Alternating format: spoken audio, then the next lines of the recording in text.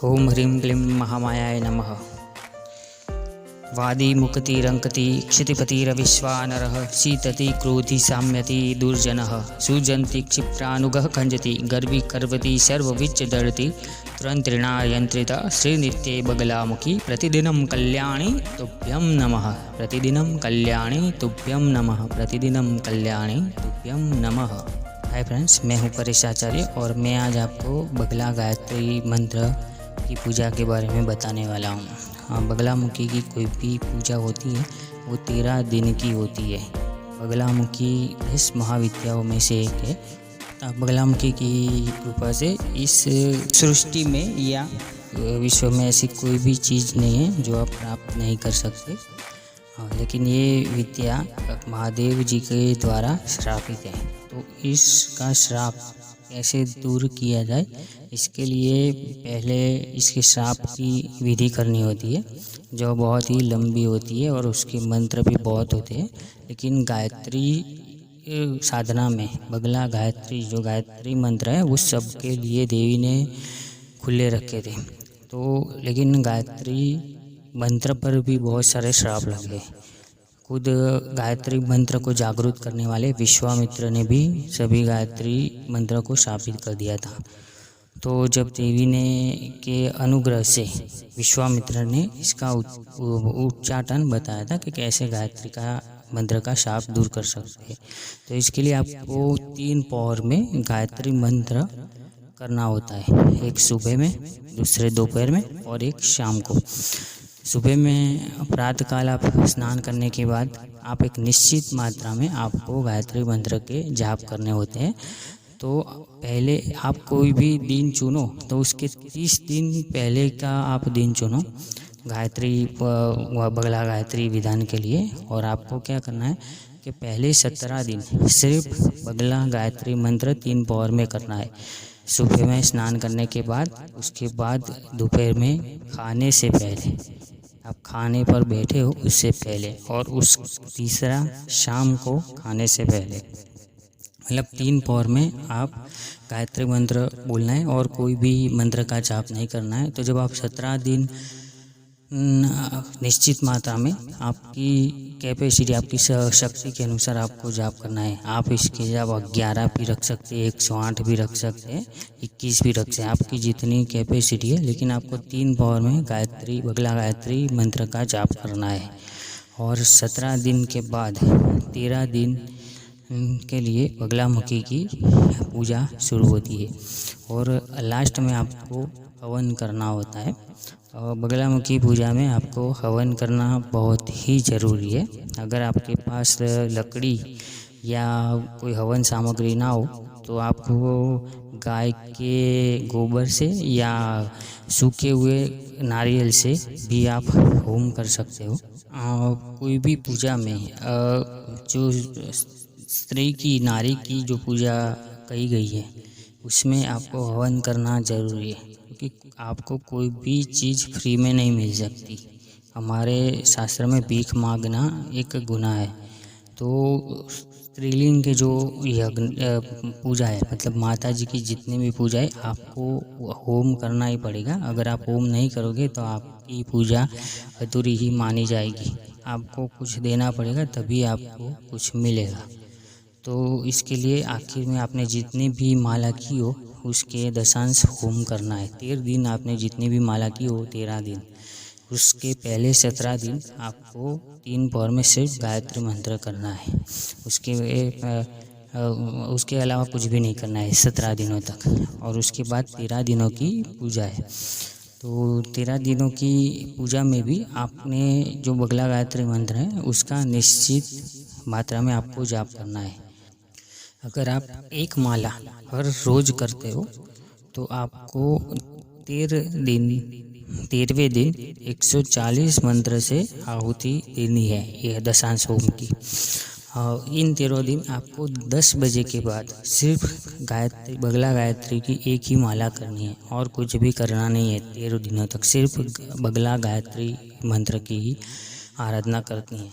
जब 13वां दिन आता है तब आपको यज्ञ के लिए जो पूजा विधि है वो मैं आपको बताता हूँ। सबसे पहले आपको ओम हरिद्रा गणपतये नमः। इस नाम की 11 माला करनी है। 11 बार इस मंत्र को बोलना है।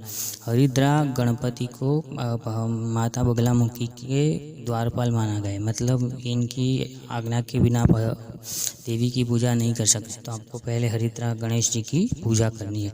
उसके बाद आपके गुरु का नाम जपना है, और या गुरु का जो सामान्य मंत्र है, ओम गुरुर ब्रह्मा गुरुर विष्णु गुरुर महादेवा महेश्वरा गुरुर साक्षात परब्रह्म तस्मै श्री गुरुवे नमः। तो इस मंत्र का आपको जाप करना है 11 बार इस गुरु मंत्र का जाप करना है। कोई भी देवी की पूजा में आपको गुरु दक्षिणा देनी बहुत ही ज़रूरी होती है। अगर आप मेरी पूजा को फॉलो कर रहे हो, मेरी पूजा को अनुसर रहे हो, तो आपको मेरे पूजा होने के बाद सारी हवन सामग्री और एक नारियल और 1 रुपये का सिक्का नदी में या जल में बहा देना है अपने गुरु के नाम का। आप किसी भी पूजा को फॉलो करो, यूट्यूब की या कोई बुक में से लो, आपको उसके नाम का एक नारियल और 1 रुपया जल में बहा देना है, तभी आपकी पूजा संपूर्ण होगी, वरना आपकी पूजा अधूरी मानी गई है।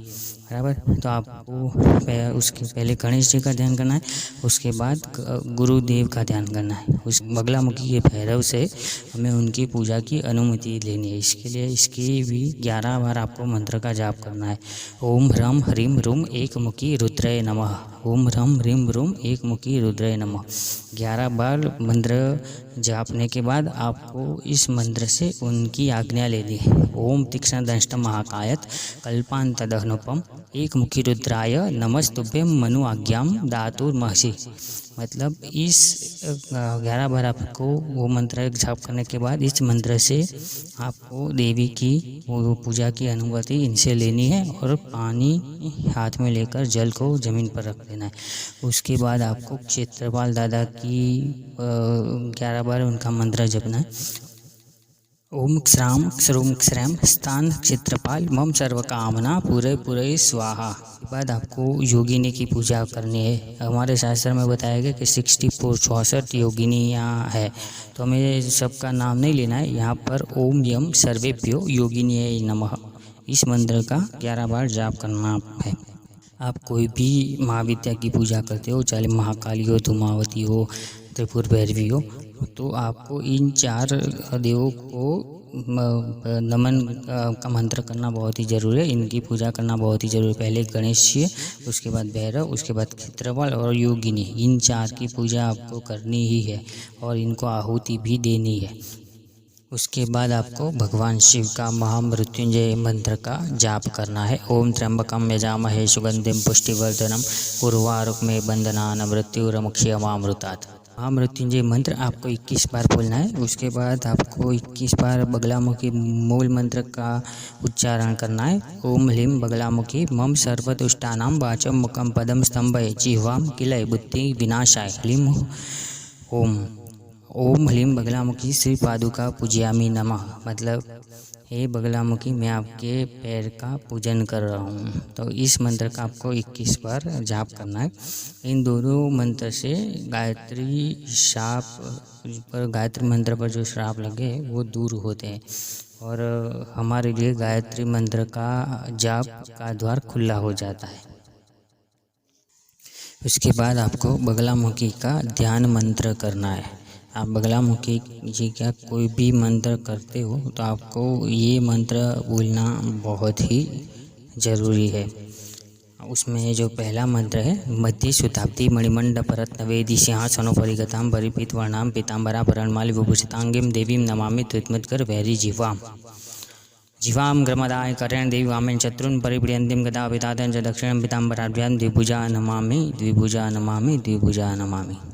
मतलब मध्य शताब्दी मणिमंडप रत्नवेदी सिंहासनों, मतलब समुद्र के बीच में रत्न से सुशोभित सिंहासन पर विराजमान परिपीत वर्णाम, पीत वर्ण वाली देवी, पीतांबरा भरणमाली विभूषितांगी, पीतांबर वस्त्र धारण करने वाली देवी, नमामि दत्मत्कर वैरी जीवाम, नमामि दूत मुदगर, मुदगर मतलब गदा, और जो वैरी जीवा और वैरी की जीवा धारण करने वाली देवी को मैं नमन करता हूँ। दूसरा मंत्र है जीवा क्रमदाय करें देवी मामेन शत्रुन परिपीडयन्ति, मतलब जीवा का पकड़ कर देवी शत्रु को पीड़ा देने वाली है। गदा से शत्रु पर घात रखने वाली पीताम्बरा द्विभुजा देवी को मैं नमन करता हूँ। और इस तरह से ध्यान मंत्र करने के बाद आपको बगलामुखी के गायत्री मंत्र का 108 बार पाठ करना है और उसके बाद एक माला से हवन करना है। ये जो बगलामुखी के गायत्री मंत्र है उसके पहले आपको एक बीज मंत्र की 108 बार जाप करना है, वो है ऐं ह्लीं क्लीं सौः। आपको लग रहा होगा कि इतने सारे पहले मंत्र क्यों करने पड़ते हैं एक मंत्र के लिए, तो ये साधना बहुत ही घातक होती है।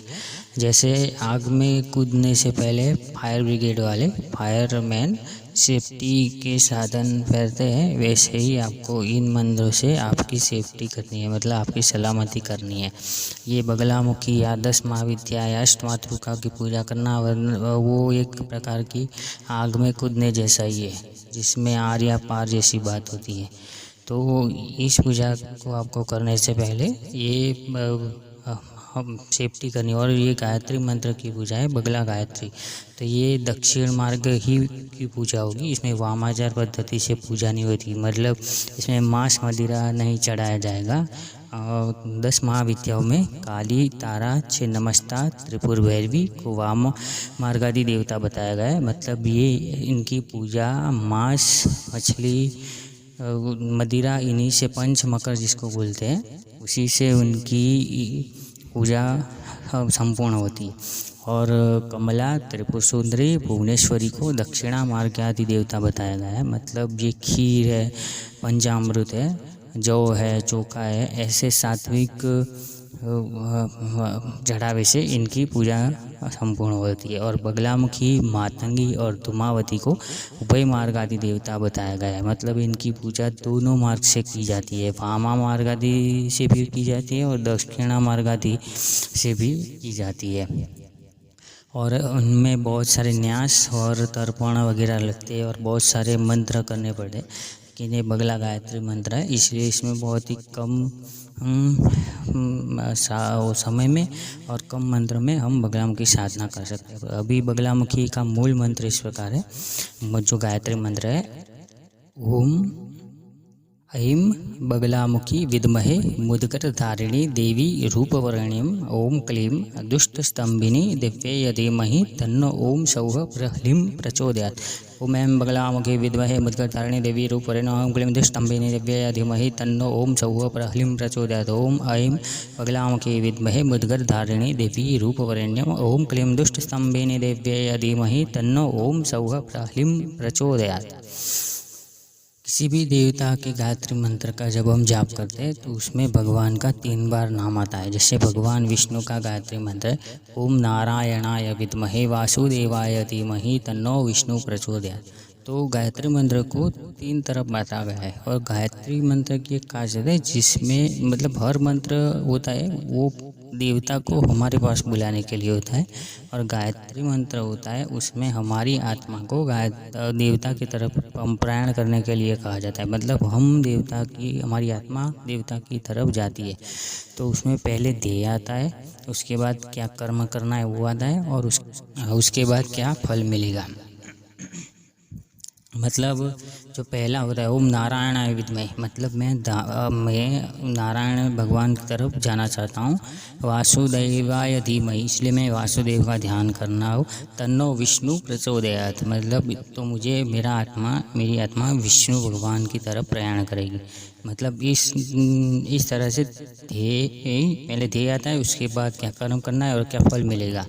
मतलब मुझे नारायण भगवान को प्राप्त करना है, इसलिए मैं वासुदेव भगवान की पूजा करता हूँ और मैं विष्णु भगवान की तरफ मेरी आत्मा प्रयाण करेगी।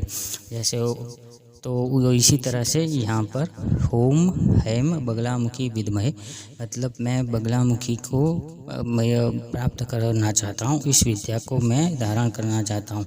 उद्गर धारिणी देवी रूपरेण्यम, तो जब हम ये बोलते हैं तो रूपवरेण्यम, तो हमें उस देवी का ध्यान करना है अपने ब्रेन में, अपने मगज में सारे विचार बंद कर कर उस देवी का ध्यान करना है। आपको उनकी आकृति का, उनके छवि का ध्यान करना है।